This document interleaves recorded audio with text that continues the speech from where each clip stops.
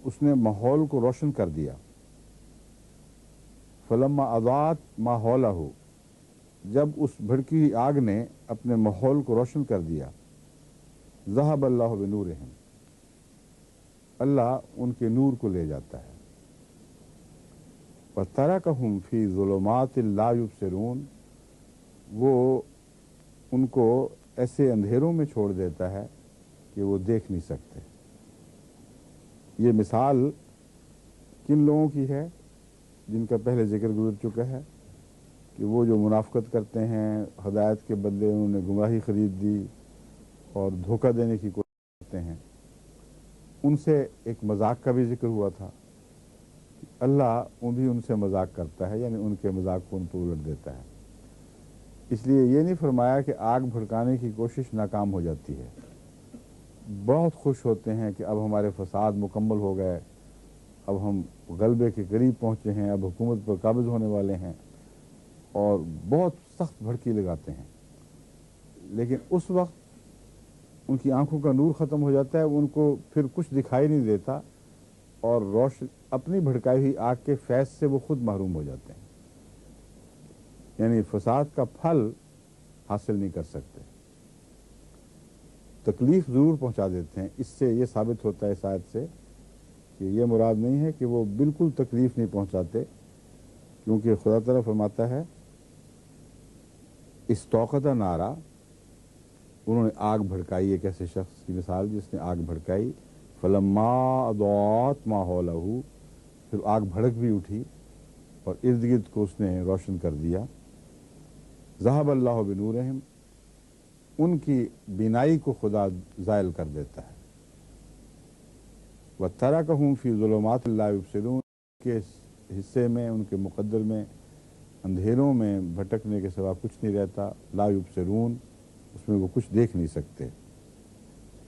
صم بکم عمی فہم لا یرجعون، یہ وہ لوگ ہیں جو سمن بھی ہیں، بکمن بھی ہیں، عمیون بھی ہیں. وہ گونگے ہیں، بہرے ہیں، گونگے ہیں، اور عمیون اور اندھے ہیں. یہ جو تین چیزیں ہیں اس سے پہلے بھی ذکر ہو چکی ہیں.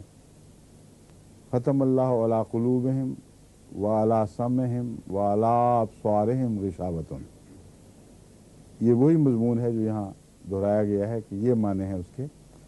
اور یہاں آپ کو پتہ چل گیا کہ سمن بکمن عمیون ان کے اپنے کردار کا نتیجہ تھا. اس لیے وہاں اس آیت پر یہ الزام لگانا کہ گویا اللہ زبردستی ان کو اندھا کرے گا، بہرا کرے گا، یہ درست نہیں ہے.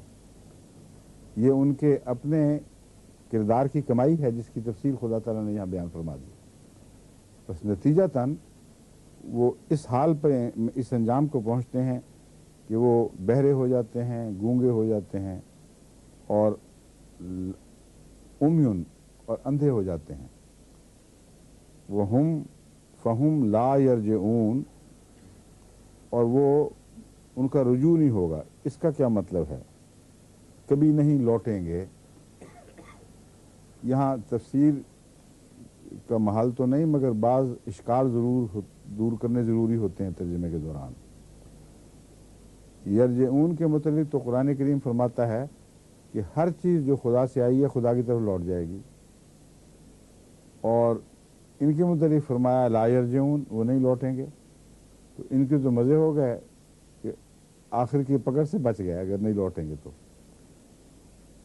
یہاں لا یرجعون سے مراد یہ ہے ہدایت کی طرف نہیں لوٹیں گے، صحیح کردار کی طرف، عقل اور ہوش و حواس کی طرف نہیں لوٹیں گے، کیونکہ وہ سب کھو بیٹھے ہیں. تو یہاں یرجعون سے مراد وہ مرنے کے بعد قیامت کا رجوع مراد نہیں ہے.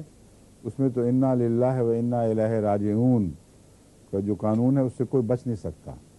ہر چیز نے اپنے اصل کی طرف لوٹ جانا ہے، مگر یہ نہیں لوٹیں گے. کس طرف نہیں لوٹیں گے؟ ہدایت کی طرف سے ان کا سفر شروع ہوا تھا، ہدایت دیکھ کر گمراہی خریدنی شروع کی، اور اب ایسا حال ہو گیا ہے کہ اپنے اصل کی طرف نہیں لوٹیں گے. یعنی جو ان کا ذاتی اصل ہے. ذاتی اصل کیا تھا؟ خدا نے ان کو آنکھیں دی تھیں، کان دیے تھے، اور سن کر سمجھنے کی طاقت عطا فرمائی تھی. یہ ان صفات کو کھو بیٹھے ہیں. سمن بکمن امیون ہو چکے ہیں، اب یہ اپنی پہلی صفات کی طرف نہیں لوٹیں گے۔ یہ بھی ترجمہ درست ہے۔